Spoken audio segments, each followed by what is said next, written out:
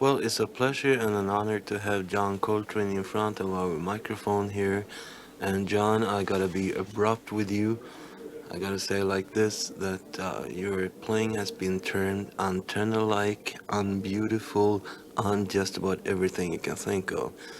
And since the playing mirrors the personality, I guess you have some personal thoughts of that kind to say.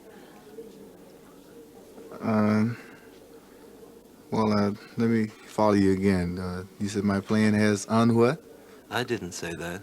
I said what the critics said. Said, oh, well, they seem to think that it's an angry sort of a thing. Is real. Some of them do. I don't know about Do the you feel critics here. do you feel angry? No, I don't.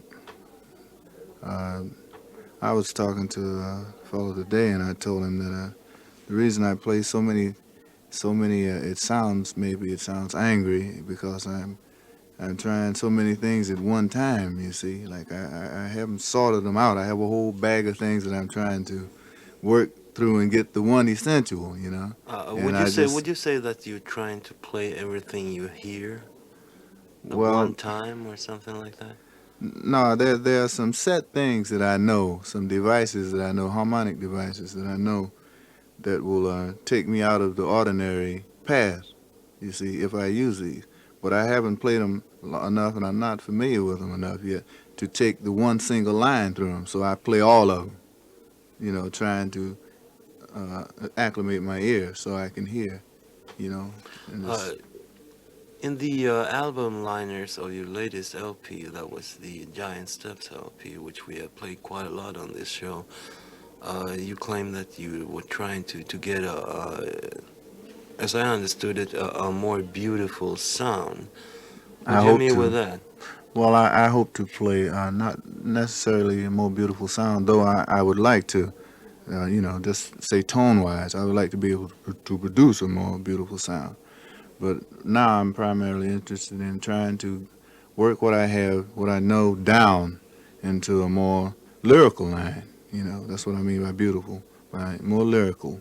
So to be, it's So easily understood. I'm sure our listeners are, as they are mainly collectors of Coltrane records, I'm sure they like to hear you express one thought of which you think is listenable among your whole production. You mean of the albums that I've Yes, made? Oh, I like Blue Train myself. I figured you I would. have there's such a I good figured band you on would. there, That's a real dangerous album, man. It was a good recording. hmm How do you feel about this last quartet recording here, the Giant Step I thing? think that was my best quartet recording so far, with You the feel like exception it? of maybe Soul Train. I'd put them both about hmm the same. How would you say working with Miles Davis has influenced you stylistically? Well,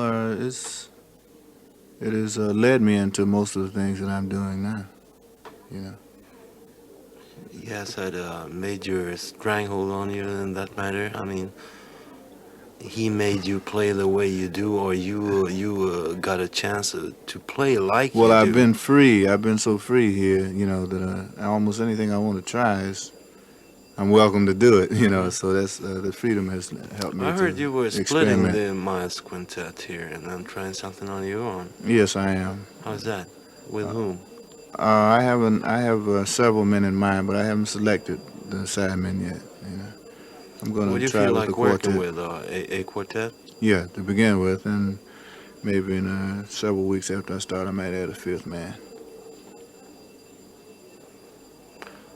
John, which tenor players do you think have influenced you, if any at all? All of them. I would say all of them. But Do you have a personal favorite? I mean, like you put on a record when you were at home and relaxing and so on. well, Sonny Rollins is. I think he's outstanding tenor man today.